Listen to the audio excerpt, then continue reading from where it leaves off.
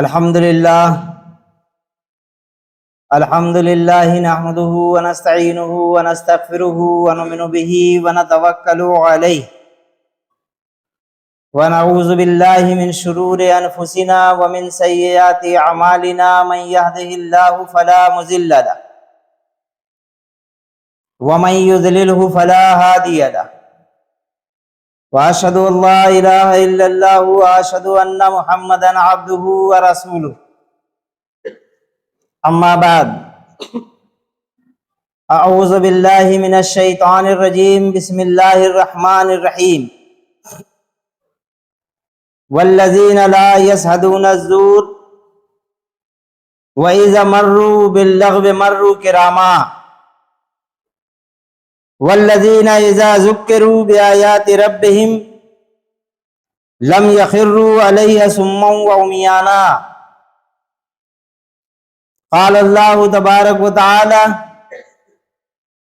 والذين هم للزكاة فاعلون صدق اللہ العظیم۔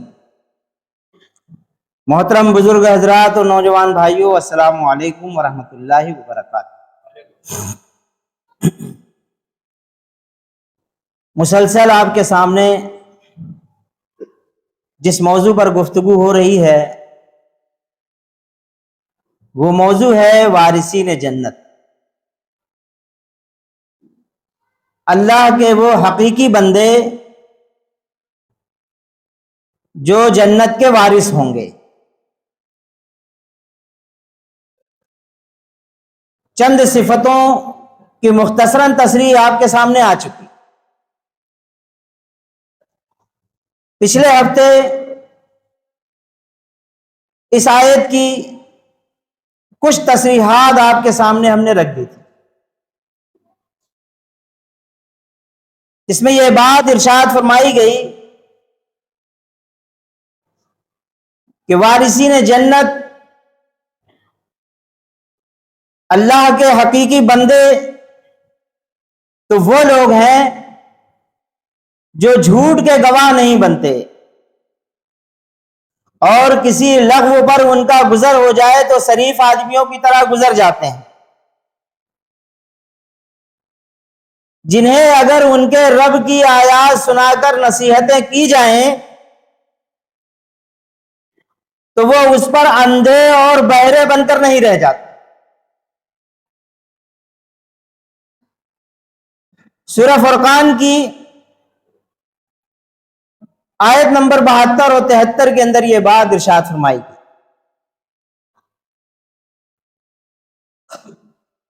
اللہ کے حقیقی بندے وارثین جنت سے یہ امید ہی نہیں کی جا سکتی کہ وہ جھوٹ کے گواہ ہوں گے۔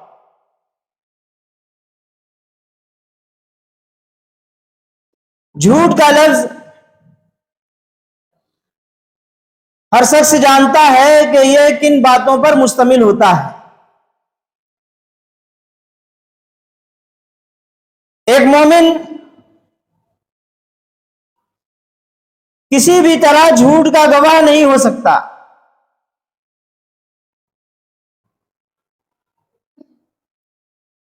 نہ فروعی جھوٹ اس کی زبان سے ادا ہو سکتے ہیں، اور نہ کسی گواہی کی شکل میں وہ جھوٹ بول سکتا ہے، نہ کسی انفرادی معاملے میں وہ جھوٹا ہوگا، اور نہ کسی اجتماعی معاملات میں وہ جھوٹ سے کام لے گا۔ وارثین جنت کی اللہ رب العالمین نے یہ صفت بیان کی کہ وہ جھوٹ کے گواہ ہی نہیں ہو سکتے۔ حضور پاک صلی اللہ علیہ وسلم سے ایک موقع پر ایک صحابہ اکرام نے عرض کیا کہ اللہ کے رسول صلی اللہ علیہ وسلم، کیا ایک مومن چور ہو سکتا ہے؟ حضور نے فرمایا ہاں وہ ہو سکتا ہے۔ ایک مومن سے چوری کا گناہ سرزد ہو سکتا ہے۔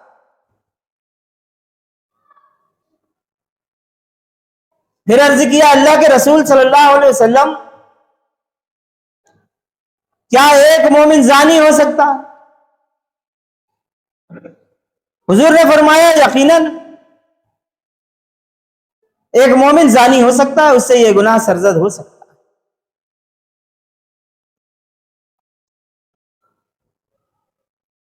پھر انہوں نے عرض کیا اللہ کے رسول صلی اللہ علیہ وسلم کیا کوئی شخص جھوٹا ہو سکتا ہے جو اہل ایمان ہو؟ حضور نے فرمایا یہ نہیں ہو سکتا، ایک مومن جھوٹا نہیں ہو سکتا، دوسرے گناہ اس سے سرزد ہو سکتے ہیں، لیکن وہ کسی معاملے میں جھوٹی گواہی یا جھوٹ بولنے والا انسان نہیں ہو سکتا۔ آپ اندازہ لگا سکتے ہیں، پچھلے ہفتے میں ہم نے اشارہ کیا تھا کہ جھوٹ کا لفظ باطل اور شر کا ہم معنی ہیں۔ اس زمین کے اوپر سب سے بڑا باطل اور سب سے بڑا جھوٹ کیا ہے؟ اللہ رب العالمین کی ذات، صفات، اختیارات اور حقوق میں شرک کرنا، یہ سب سے بڑا جھوٹ، اس سے بڑا کوئی جھوٹ نہیں کہ دنیا سے آپ جب بھی یہ بات پوچھیں گے، سوال کریں گے اس سے، تو دنیا کے اندر سے کوئی ایک شخص بھی ایسا نہ ملے گا جو یہ بات کہہ سکے کہ یہ کائنات، یہ برہمانڈ صرف اور صرف ایک خدا نے تخلیق کی۔ ہر زبان یہ مانتی، ہر انسانی عقل اس بات کو تسلیم کرتی ہے کہ یہ کائنات ایک خدا کی بنائی ہوئی۔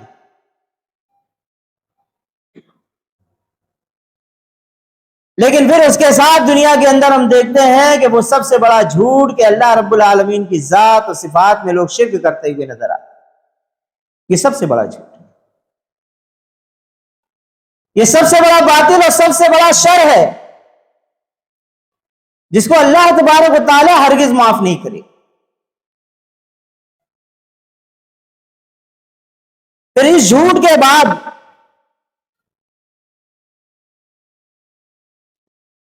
عدالتوں کے اندر گواہی کی شکل میں جو جھوٹ بولا جاتا،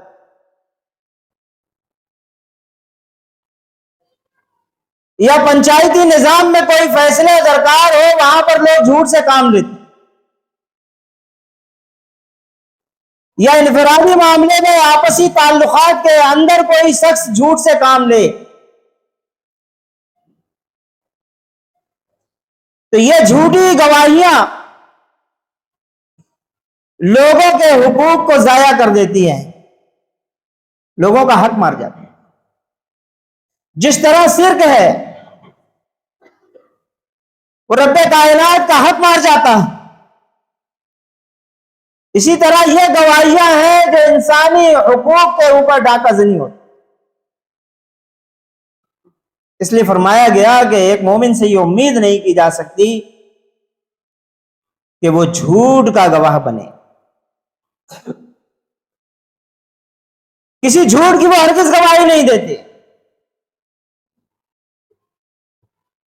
پھر تیسرے قسم کا جھوٹ ایک اور اس دنیا کے اندر رائج ہے،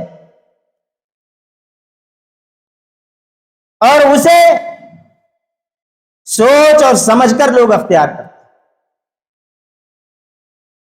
وہ کیا ہے؟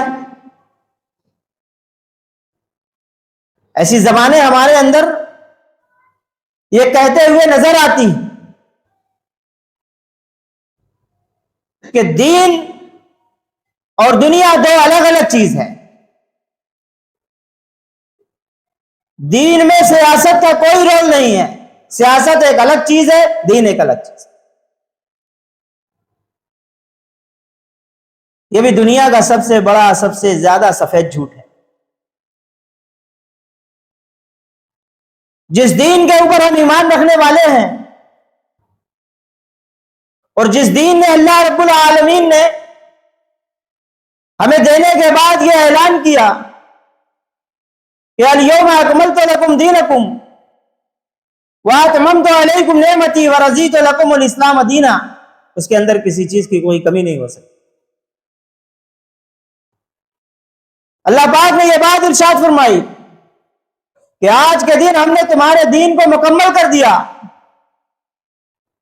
اور تمہارے لیے اس بات کو پسند فرما لیا کہ تمہارے لیے دین صرف اور صرف اسلام۔ ان الدین عند اللہ الاسلام، اللہ کے نزدیک پسندیدہ دین صرف اور صرف اسلام. لیکن یہ جھوٹ ہمارے سامنے قوم و ملت کے سادہ دل لوگوں کو سمجھانے کے لیے پیش کیا جاتا ہے کہ دین بالکل الگ چیز ہے اور سیاست دنیا بالکل الگ چیز ہے. علامہ اقبال اس کو کہتے ہیں کہ جدا ہو دین سیاست سے تو رہ جاتی ہے چنگیز. اگر سیاست سے دین کو الگ کر دیا جائے تو وہ صرف چنگیزیت ہے. کیا دنیا میں آج نظر نہیں آتا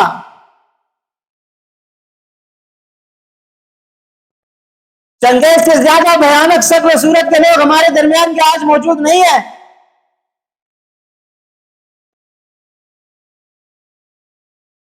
جو کچھ افغان کے اندر ہوا،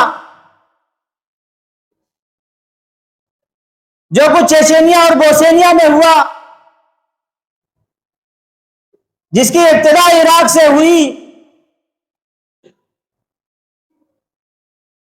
وہ بہانے تراش تراش کر کے جو دشا انہوں نے شام کی اور آج ہمارے سامنے فلسطین موجود ہے. وہ عمل یہاں پر دہرائے جا رہے ہیں جس سے چنگیز اور ہلاکو ہرنا کسب جیسے لوگوں کی روحیں بھی تڑپ جائیں. وہ ظلم ہو رہا ہے. اس کے باوجود ایک امت کا بہت بڑا طبقہ ان کے ساتھ ہے، ان کی ہمدردیاں ان کے ساتھ ہیں. امت کا بہت بڑا طبقہ دعاؤں میں اپنی دن رات گزار رہا ہے، ان کے لیے اشکبار ہے. لیکن امت کا ایک بڑا حصہ جشن میں ڈوبا ہو. وہاں جشن منائے جا رہے ہیں، ناچ اور گانوں کی محفلوں کا اہتمام کیا جا رہا ہے. اگر آپ لوگ آج کی خبروں سے آسنا ہوں گے تو آپ دیکھ رہے ہوں گے کہ سعودیہ کے اندر یہی کچھ ہو رہا ہے.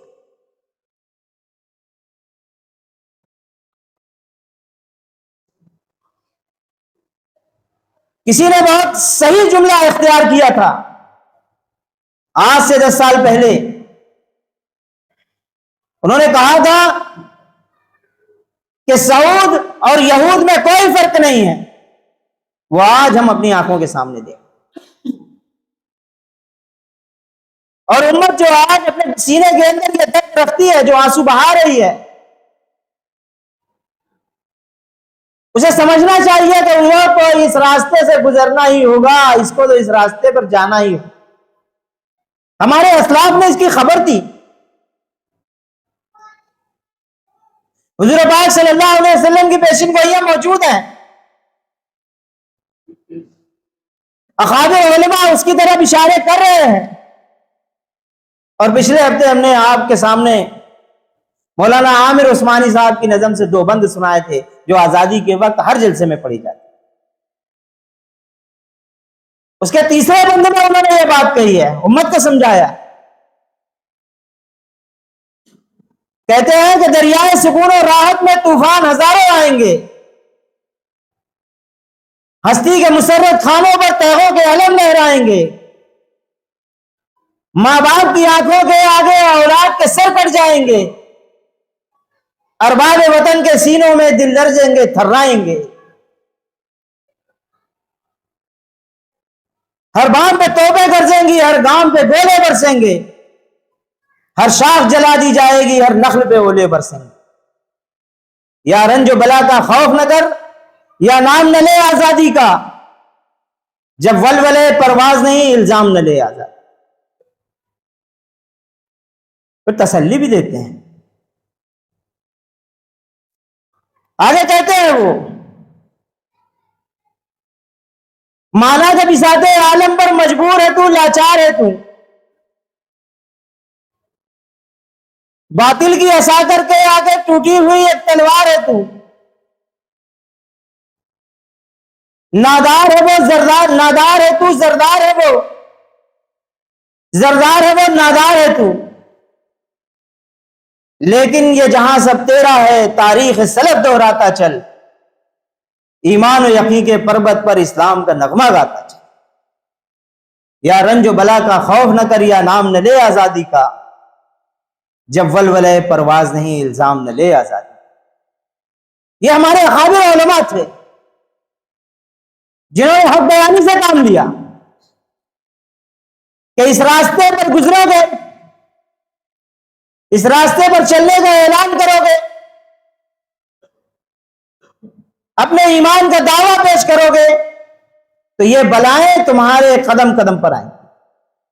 مولانا عامر عثمانی صاحبی کا یہ شعر، وہ کہتے ہیں کہ یہ قدم قدم بلائیں، یہ سواد کوئے جانا، یہ قدم قدم بلائیں، یہ سواد کوئے جانا، جسے زندگی ہو پیاری وہ یہیں سے لوٹ جائے، وہ یہیں سے واپس ہو لے۔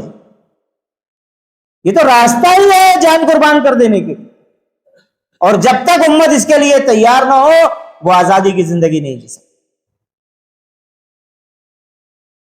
اسلام کے پورے آب و تاب کے ساتھ اس کی ہواؤں میں سانس ہی نہیں لے سکتی جب تک اس کے اندر یہ جذبہ پیدا۔ لیکن اس کے باوجود ایک بڑا جھوٹ ہے جو ہمارے سامنے عام ہے، اور بڑے اچھے اور پیارے انداز میں یہ کہہ دیا جاتا ہے کہ دین اور سیاست الگ الگ چیز ہے۔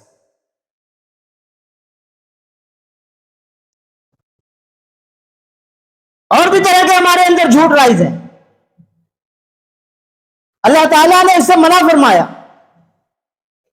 کہ جو لوگ وارثین جنت ہیں وہ کسی غیر واقع چیز کو واقع قرار نہیں دیتے، جس حقیقت سے وہ واقف نہ ہو اس کو حقیقت قرار نہیں دیتے، جس حقیقت کی ان کو تحقیق نہ ہو اس حقیقت پر زبان دراز نہیں کرتے۔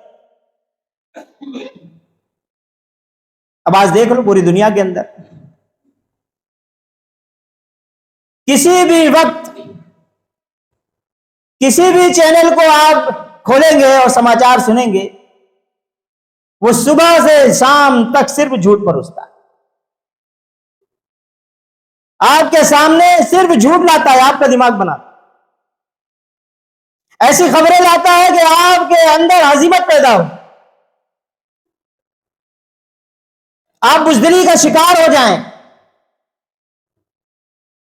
آپ اللہ پاک سے شکوہ کرنے لگیں، اس انداز کی وہ خبریں لے کر آتا، پورا جھوٹ پر مبنی ہوتا، اور باطل کی طرف سے آپ کے سامنے سچ آ جائے کوئی اہل ایمان اس کی امید کر سکتا ہے؟ باطل آپ کو سچ بتا ہی نہیں سکتا، اس انداز میں آپ کو سوچنا پڑے گا، آپ کی اپنی تحقیق ہونا چاہیے، اور اس کے لیے ظاہر سی بات ہے کہ آپ کے اندر اجتماعی قوت پیدا ہو، اتحاد پیدا ہو، وہ جوش و خروش پیدا ہو، اور اس کے لیے معرفت پیدا ہو۔ یہ ساری چیزیں آپ کو کرنا پڑیں گی، پھر وہ شیاطین کے جھوٹ جو آپ کے سامنے لائے جاتے ہیں اور مصنوعی طریقے سے لائے جاتے ہیں، بنا بنا کر لائے جاتے ہیں، یہ جھوٹ اس وقت تک واضح آپ کے سامنے ہو ہی نہیں سکتے جب تک آپ کو اللہ کی معرفت حاصل نہ ہو۔ دیکھیں شیاطین جو کچھ لے کر آتے ہیں یا اس کے حواریوں کی طرف سے جو کچھ ہمارے سامنے لایا جاتا ہے وہ ایک ملمہ سازی ہوتی ہے، گھڑی ہوئی چیز ہوتی ہے، ہر جھوٹ کے اوپر ایک لبادہ ایک کھول چڑھا ہوا ہوتا ہے، اگر اسے چاک کر دیا جائے اور اسے ادھیڑ دیا جائے تو تمام کھوٹ ہماری نگاہوں کے سامنے واضح ہو۔ جوا ہو، شراب ہو، فلمیں ہو، سیریل ہو، دوسری تمام برائیاں جو دنیا کے اندر پائی جاتی ہیں اس کے اوپر آپ دیکھیں کہ کوئی نہ کوئی لبادہ شیطان اڑا کر لاتا، اس کے حوالے اس کے اوپر کوئی نہ کوئی کھول چڑھا کر لاتا۔ آپ سے کوئی شخص یہ کہے کہ صاحب جوا کھیلو، اس سے کیا ہوگا، آپ تباہ ہو جائیں گے، بربادی آپ کا مقدر ہوگی، حرام آپ کے حصے میں آ جائے گا.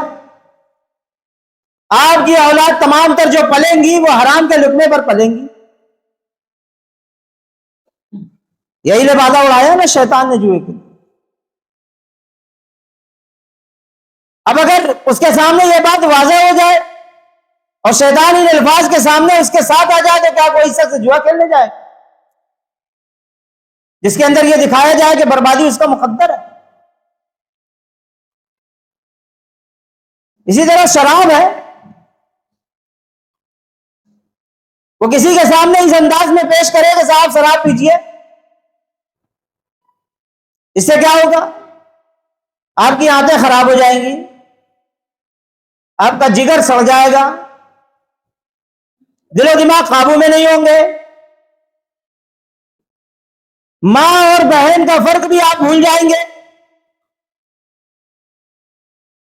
کسی گٹر میں یا گندی جگہ پڑے ہوں گے. ہر وہ چیز دنیا کی جو دوسروں کی ہوگی وہ تمہیں اپنی نظر آئے. ایسا کہہ کر اگر شیطان شراب آپ کے سامنے پیش کرے کوئی شراب پیے، لیکن شراب کے اوپر وہ ملمہ سازی کرتا ہے. آپ ماڈرن ہو جاؤ گے، یہ بھی کوئی بات ہے کہ جوانی میں شراب نہ پی جائے؟ جوانی تو دیوانی ہوتی ہے، شراب کا نشہ تو ضرور ایک بار ہونا ہی چاہیے. اس کا سرور ایک بار تو ذرا اختیار کر کے دیکھو. اس طرح کے لبادے اڑا کر لائے گئے. یعنی ہر ایک چیز کے اوپر شیطان فریب کاری کرتا ہے، جھوٹ چڑھا کر لاتا ہے. اور اس سے وہی شخص بچ سکتا ہے جس کے پاس ایسا ایمان موجود ہو کہ ہر وہ چیز جس کو اللہ رب العالمین نے کہہ دی کہ یہ حرام ہے اس کو حرام جان دے، اور جسے کہہ دے کہ یہ حلال ہے اسے حلال جان، اور اس پر سختی کے ساتھ جم جائے.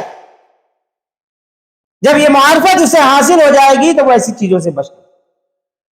شیطان اس طرح ملمہ سازی کرتا ہے. پھر اہل ایمان سے، وارثین جنت سے یہ بھی امید نہیں کی جا سکتی کہ وہ دھوکہ کھانے والا ہو، فریب کار ہو، فریب کا شکار ہو جائے. کوئی چیز اس سے اس طرح کی سرزد نہیں ہو سکتی. کیوں؟ اس کے ایمان کا یہ تقاضا ہے کہ حضور پاک صلی اللہ علیہ وسلم نے جو اسے تعلیم دی ہے وہ اس سے آشنا ہو. اس کا اپنا تقاضا ہے. ایک ایک مسلمان کے اوپر یہ فرض ہے کہ وہ اس حقیقت کو جانے. اگر آپ سنتے رہیں گے اور صرف سنیں گے تو ایک دنیا اور جہان ہے جو سن رہی ہے،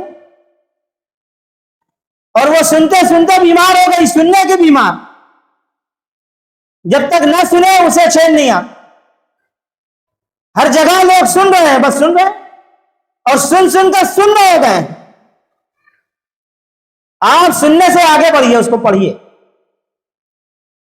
اپنے اندر جذب کریے وہ چیزیں. حضور پاک صلی اللہ علیہ وسلم سے صحابہ اکرام بیٹھے ہوئے تھے، سوال کر دیا کہ اللہ کے رسول صلی اللہ علیہ وسلم سب سے بڑا گناہ کیا ہے؟ حضور پاک صلی اللہ علیہ وسلم نے فرمایا کہ اللہ رب العالمین کی ذات، صفات، اختیارات اور حقوق میں شرک کرنا. پھر لوگوں نے کہا اس کے بعد؟ تو آپ نے فرمایا قتل کرنا، ناحق کسی جان کو قتل کر دے. پھر لوگوں نے پوچھا اس کے بعد؟ آپ نے فرمایا کہ ماں باپ کی نافرمانی کر، جبکہ وہ بڑھاپے کی حالت میں ہوں. پھر ایک بڑی حدیث ہے جو وقت نہیں ہے کہ اس کو آپ کے سامنے لائیں.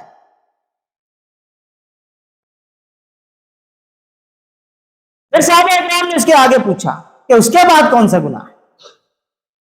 تو اللہ کے رسول صلی اللہ علیہ وسلم اس وقت تکیے سے ٹیک لگائے بیٹھے ہوئے تھے. آپ سیدھے ہو، ایک چھوڑ دیا. اور کہنے لگے کہ اس کے بعد سب سے بڑا گناہ جھوٹ ہے، جھوٹ بولنا ہے، جھوٹی گواہیاں دینا ہے۔ جہاں معاشرے میں یا کسی سماج کے اندر جھوٹ ہو رہا ہو، جھوٹ بکا جا رہا ہو، وہاں سے دور ہو جانا۔ بار بار اس بات کو ریپیٹ کرتے رہے، یہاں تک کہ صحابہ اکرام اپنے دل میں کہنے لگے کاش اللہ کے رسول صلی اللہ علیہ وسلم خاموش ہو جاتے، کاش اللہ کے رسول صلی اللہ علیہ وسلم سے یہ سوال نہ کیا۔ اتنی دفعہ اس کو دیکھا، ایسے بڑے بڑے جھوٹ ہیں جو ہمارے اندر گڑے جاتے ہیں۔ ابھی ایک علماء کی تقریر کی ایک کلپ چل رہی، اس نے کہا کہ حضرت غوث اللہ رب العالمین سے باتیں کرتے ہیں، اللہ رب العالمین حضرت غوث سے باتیں کرتا ہے، اور اللہ رب العالمین جب اس سے باتیں کرتا ہے تو عبد القادر کہہ کے بات نہیں کرتا، غوث العظم کہہ کے بات کرتا ہے۔ نعوذ باللہ، لا حول ولا قوت الا باللہ۔ اب ایسے علماء جو ہمارے اندر اس طرح کی بات لائے اور یہ امت بغیر سمجھے بوجھے اوندھے منہ اس کے اوپر گر جائے، دوڑی چلی جائے، اور یہ خبیث جو یہ باتیں لا رہے ہیں یہ جان بوجھ کر لا رہے ہیں، امت کو اس عقیدے سے ہٹانا چاہتے ہیں جسے اللہ کے رسول صلی اللہ علیہ وسلم نے سب سے بڑا گناہ کہا کہ وہ شرک ہے، شرک ہے، شرک۔ یہ اسے شرک میں ملوث کرنا چاہیے۔ آپ اندازہ لگا کہ اللہ رب العالمین جب حضرت موسیٰ علیہ السلام سے بات کرتا ہے تو وہ غیب سے بات کرتا ہے، سامنے نہیں آتا۔ حضور پاک صلی اللہ علیہ وسلم کو معراج پر بلاتا ہے، پردے کے پیچھے سے گفتگو کرتا ہے۔ انبیاء اکرام سے اللہ پاک نے دو بدو بات نہیں کی، غوث اعظم سے بات۔ اندازہ لگا، کوئی سوچ سکتا ہے؟ لیکن یہ علماء ہمارے اندر ڈال رہے ہیں، اور اس کے پیچھے مقصد کیا ہے کہ لوگوں کو اللہ رب العالمین کی وحدانیت سے ہٹا دیا جائے، اور وہ سب سے بڑا جھوٹ دنیا کے اندر واضح کر دیا جائے، ملمہ سازی کی جائے اس کی، اور اس طرح سے سادہ لو انسانوں کو موڑ کر شیطان کی طرف پھیر دیا جائے اور شیطان کے کارندے بنا دیا جائے، جس کے لیے اللہ رب العالمین نے یہ بات کہی کہ جب وہ حشر کے دن آئے گا تو شیطان سمیت ان سارے لوگوں کو جہنم میں بھر دے گا۔ یہ ہے وہ شیطان کے حواری جو اس عمل کو جاری رکھے ہوئے۔ ان ساری چیزوں کو آپ اس وقت تک پہچان ہی نہیں سکتے جب تک کہ آپ کے اندر خود قرآن و سنت کا اتنا علم موجود نہ ہو کہ ایسے شیاطین کو آپ پہچان سکیں۔ ربنا تقبل منا انک انت السمیع العلیم وتب علینا انک انت التواب الرحیم، وآخر دعوانا ان الحمد للہ رب العالمین۔